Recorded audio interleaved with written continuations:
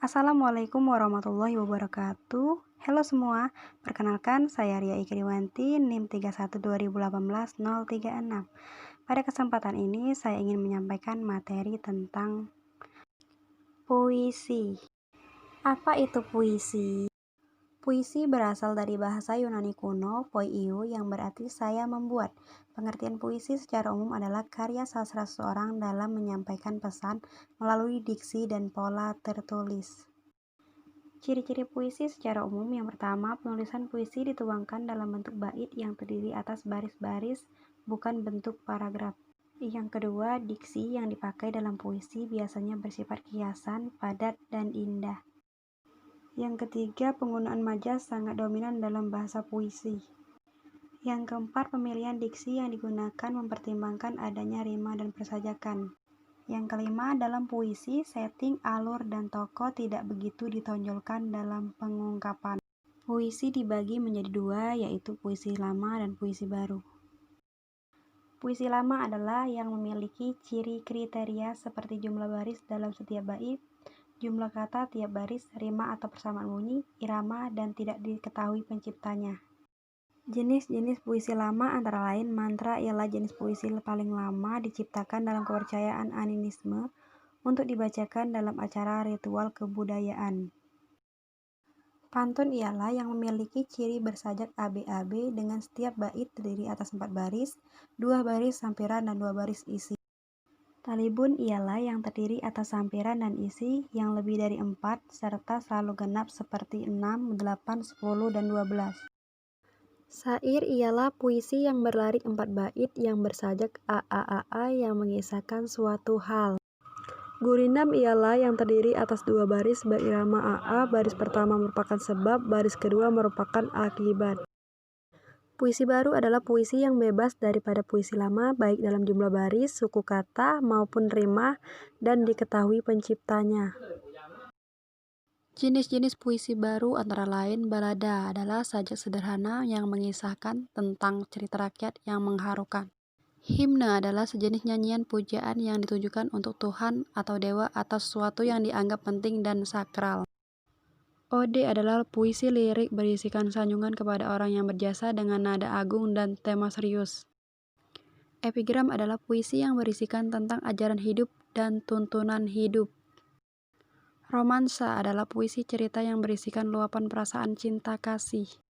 Elegi adalah syair atau nyanyian yang mengandung ratapan atau duka cita, khususnya pada peristiwa kematian.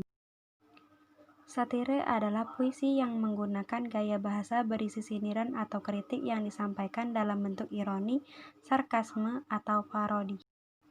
Distikon adalah puisi yang masing-masing bait terdiri 2 baris.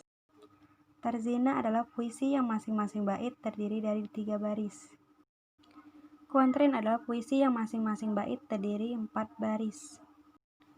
Queen adalah puisi yang masing-masing bait terdiri 5 baris.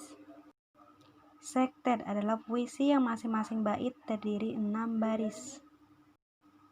Septima adalah puisi yang masing-masing bait terdiri 7 baris. Stanza adalah puisi yang masing-masing bait terdiri 8 baris. Soneta adalah puisi yang terdiri dari 14 baris yang dibagi menjadi 2, di mana 2 bait pertama masing-masing 4 baris dan 2 bait kedua masing-masing 3 baris. Ada beberapa hal yang terdapat dalam puisi. Yang pertama, tema yang merupakan gagasan pokok yang mendasari suatu puisi. Yang kedua, makna yang merupakan unsur yang tersirat yang disampaikan penulis. Yang ketiga, suasana yang merupakan perasaan penyair yang menggambarkan suasana seperti sedih, senang, gelisah, dan marah. Yang keempat, amanat yang merupakan pesan yang ingin disampaikan penyair kepada pembaca atau pendengar. Puisi memiliki 2 unsur penting yang membangun sebuah puisi, yaitu unsur intrinsik dan ekstrinsik. Unsur intrinsik puisi adalah unsur-unsur yang terkandung dalam puisi dan mempengaruhi puisi sebagai karya sastra. Beberapa hal yang terdapat dalam unsur intrinsik. Yang pertama, diksi atau pilihan kata dalam membangun puisi. Penyair hendak memilih kata-kata dengan cermat dengan cara mempertimbangkan makna. Yang kedua, imaji. Yang dimaksud dengan imaji ketika membangun puisi adalah penggunaan kata-kata yang konkret dan khas yang dapat menimbulkan imaji visual atau khayalan. Yang ketiga, gaya bahasa atau majas dalam puisi adalah bahasa yang digunakan penyair untuk menyatakan sesuatu dengan cara yang tidak biasa atau menggunakan kata-kata kiasan.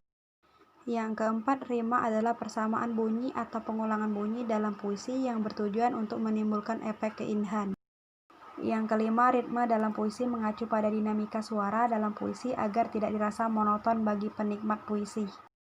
Yang keenam, tipografi yang merupakan bentuk tatanan penulisan puisi. Yang ketujuh, prasa yang merupakan sikap penyair terhadap pokok permasalahan yang terdapat dalam puisi. Yang kedelapan, tema yang merupakan gagasan pokok puisi. Yang kesembilan, nada yang merupakan sikap penyair terhadap pembaca seperti nada sombong, nada lembut, dan nada mengajak.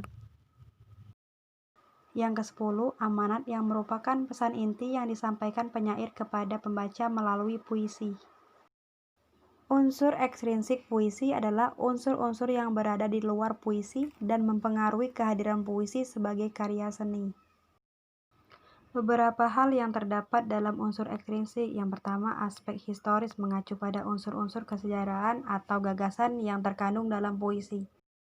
Yang kedua, aspek psikologis mengacu pada aspek kejiwaan pengarang yang termuat dalam puisi. Yang ketiga, aspek filsafat yang menyatakan bahwa filsafat berkaitan erat dengan puisi atau karya sastra keseluruhan, dan ada juga yang menyatakan bahwa filsafat dalam puisi tidak berkaitan erat satu sama lain. Yang keempat, aspek religius puisi mengacu pada tema yang umum diangkat dalam puisi oleh pengarang. Jadi, puisi ialah semua karya sastra yang karyanya terlihat indah dan penuh makna. Karena puisi lahirlah tokoh-tokoh hebat di Indonesia seperti W.S. Rendra dan Chairil Anwar. Mari kita dengarkan puisi berikut. Semesta ikut serta atas pilunya hatimu. Mungkin ia tahu akan lukamu, mungkin ia perasa akan rasamu, dan mungkin ia ingin berlalu seperti angin lalu, agar angan menjadi kenangan yang tak terlupakan. Demikianlah pembelajaran tentang puisi pada kali ini. Semoga bermanfaat bagi kita semua. Terima kasih. Wassalamualaikum warahmatullahi wabarakatuh.